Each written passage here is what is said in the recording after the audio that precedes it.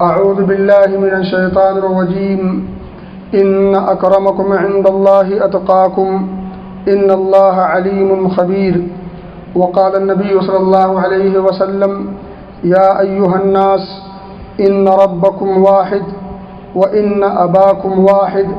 ألا لا فضل لعربي على عجمي ولا لعجمي على عربي ولا لأحمر على أسود ولا لأسود على أحمر إلا بالتقوى. إن أكرمكم عند الله أتقاكم. ألا هل بلغت؟ قالوا بلى يا رسول الله. قال فيبلغ الشاهد الغائب. معزز سامعین اور حاضر جمعہ، دینی و ملی بھائیوں اور دوستوں، ابھی میں نے نبی پاک صلی اللہ علیہ وسلم کے خطبوں میں سے خطبے کا ایک ٹکڑا جو آپ نے حجۃ الوداع کے موقع پر 12ویں تاریخ کو منی کے مقام پر صحابہ کرام کے درمیان دیا تھا، اس خطبے کا ایک ٹکڑا میں آپ کے سامنے رکھتا ہوں، اور یہ ٹکڑا اگر ہم سمجھ جائیں تو یقین جانیں ہمارے ماحول اور معاشرے میں اصلاح کی فضا قائم ہو جائے اور لوگ آپس میں ایک دوسرے کے دوست بن جائیں، لڑائی جھگڑا مار تکرار اور اسی طرح سے اختلاف و انتشار کی ہوا مکمل طور پر اکھڑ جائے۔ ذرا یہ ٹکڑا سماعت کریں۔ یا ایھا الناس، اے لوگو، ان ربکم واحد، تم سب کا رب ایک ہی ہے۔ اللہ رب العزت ہم سب کا رب ہے، وہ کسی بھی رنگ کا ہو، کسی بھی نسل کا ہو، کسی بھی قوم کا ہو اور کسی بھی زبان کا ہو، جو ہو، جہاں سے تعلق رکھتا ہو، جو زبان بولتا ہو، جس قوم سے اس کا تعلق ہو، سب کا رب ایک ہی ہے اور وہ اللہ رب العزت ہے۔ وَإِنَّ أَبَاكُمْ وَاحِدٌ، اور تمہارا باپ بھی ایک ہی ہے، حضرت آدم علیہ الصلوۃ والتسلیم۔ جب رب ایک اور باپ ایک تو پھر یاد رکھو، الا لا فضل لعربی علی عجمی، یاد رکھو، گرہ باندھ لو کسی عربی کو کسی عجمی پر، اور اس کے برعکس کسی عجمی کو کسی عربی پر کوئی فضیلت نہیں۔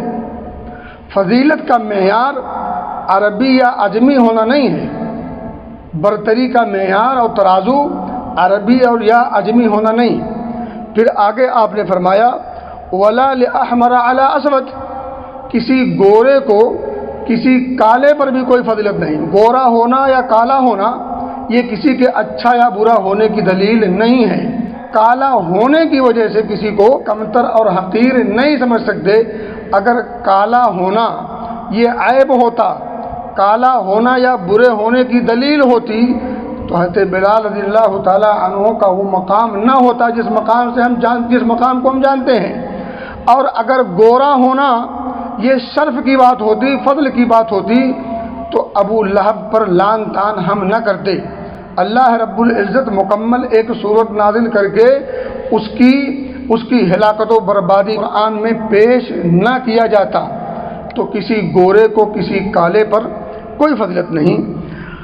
الا بالتقوی، فضیلت کا معیار، برتری کا معیار، اللہ رب العزت کی نگاہ میں کسی کا اچھا ہونے کا معیار یہ تقوی ہے۔ تقوی کسے کہتے ہیں یہ ایک مستقل مضمون ہے، لیکن آپ دو لفظوں میں سمجھنا چاہیں تو یوں سمجھ سکتے ہیں جو اللہ رب العزت کے مامورات کو بجا لائے، یعنی جو کام کرنے کے ہیں انہیں کر گزرے، اور منہیات سے اپنے آپ کو روک لے، جن چیزوں سے شریعت نے روکا ہے اس سے اپنے آپ کو روک لے۔ جس کے اندر یہ خوبی جتنی زیادہ پیدا ہو جائے وہ شخص اتنا بڑا متقی ہوگا۔ آگے آپ نے فرمایا، اس جملے کو فرمانے کے بعد قرآن کی اسی آیت کے ٹکڑے کو کوٹ کیا جو میں نے آپ کے سامنے شروع میں رکھا ہے۔ اللہ فرماتا ہے ان اکرمکم عند اللہ اتقاکم، یقینی طور پر تم میں سب سے زیادہ باعزت اور مکرم وہ شخص ہے اللہ کی نگاہ میں جو تم میں سب سے بڑا متقی ہو، سب سے زیادہ تقوی شعار ہو، سب سے زیادہ اللہ کا ڈر اور خوف و خشیت رکھنے والا ہو، اللہ کی اطاعت اور اس کی فرما برداری کرنے والا ہو۔ میرے بھائی میرے دوست، اس کے بعد نبی اکرم صلی اللہ علیہ وسلم نے صحابہ کے سامنے مخاطب کر کے فرمایا، الا وهل بلغت، کیا میں نے یہ میسج، یہ پیغام تمہیں پہنچا نہ دیا، یہ درس تمہیں دے نہ دیا؟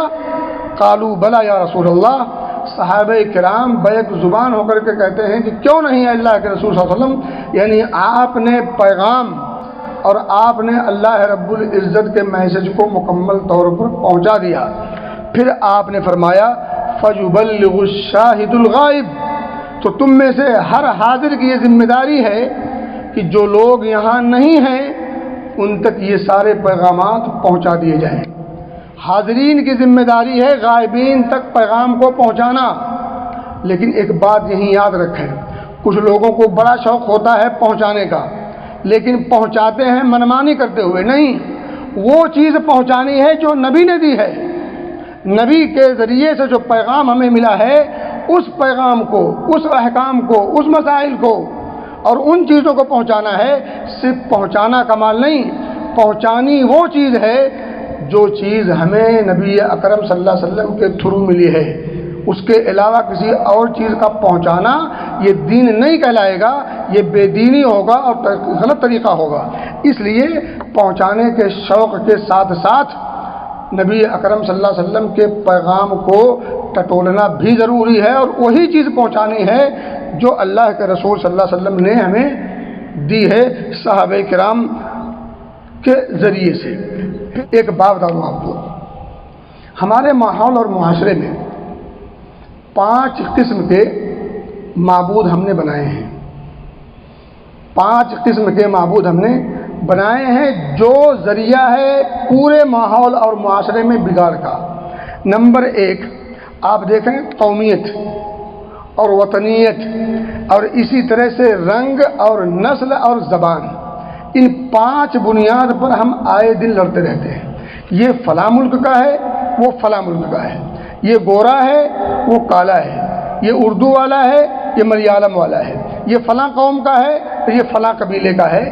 یہ چیز عام طور پر لڑائی اور جھگڑے کا، بحث و تکرار کا ذریعہ اور سبب بنتی ہے، اور آپ دیکھ لیں ہر جگہ یہ بیماری عام ہے۔ ان 5 چیزوں کی بنیاد پر لڑائی عام طور پر جاری رہتی ہے: قومیت، وطنیت، اور اسی طرح سے رنگ، نسل اور زبان۔ یہ 5 چیزیں ہیں۔ حالانکہ ان 5 چیزوں کی حقیقت کچھ نہیں ہے سوائے اس کے کہ اللہ رب العزت نے آپس میں ایک دوسرے کو پہچان کروانے کے لیے یہ دیا ہے۔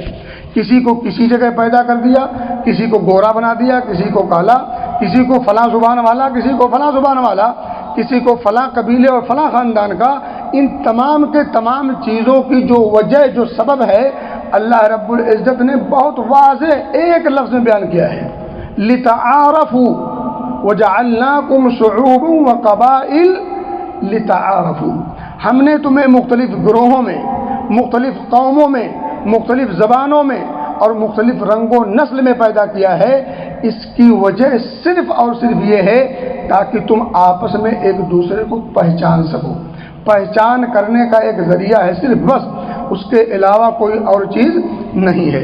تو اللہ سے دعا ہے کہ اللہ ہمیں سمجھ کی توفیق دے اور عمل کی توفیق دے، اور یہ جو 5 معبود ہم نے گھڑے ہیں، ان 5 معبودوں سے توبہ اور تائب ہو کر اللہ رب العزت کی اطاعت اور اللہ رب العزت کی عبادت میں خاص حصہ ڈالنے کی توفیق دے، اور ان تمام چیزوں سے یکسر طور پر بچنے اور بچانے کی توفیق دے، آمین۔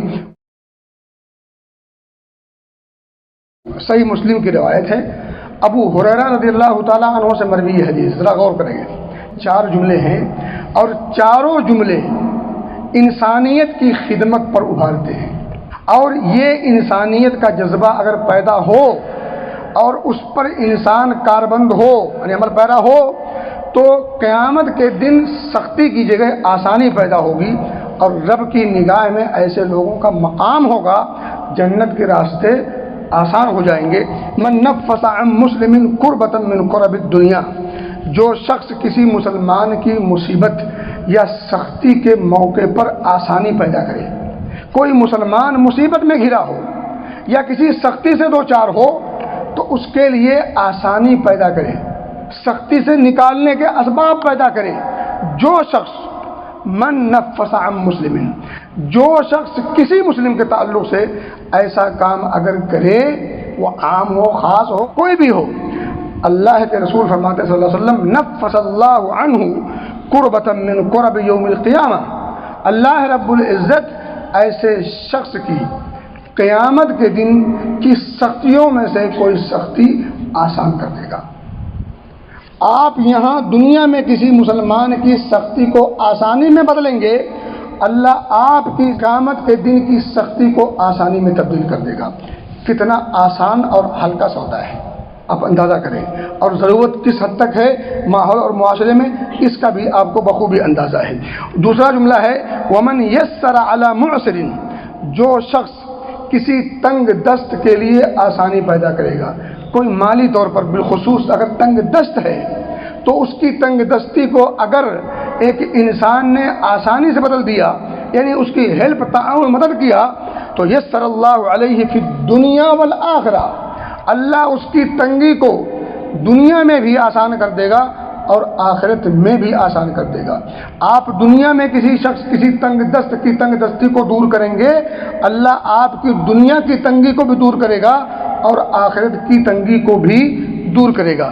تیسرا جملہ ہے ومن ستر مسلمن، جو شخص کسی مسلمان کے عیب کو چھپائے گا، پردہ پوشی کرے گا، عیب کو اچھالے گا نہیں، بلکہ اگر عیب ظاہر ہو جائے تو اسے چھپائے، اسے ڈھانپے، اس پر پردہ ڈالے۔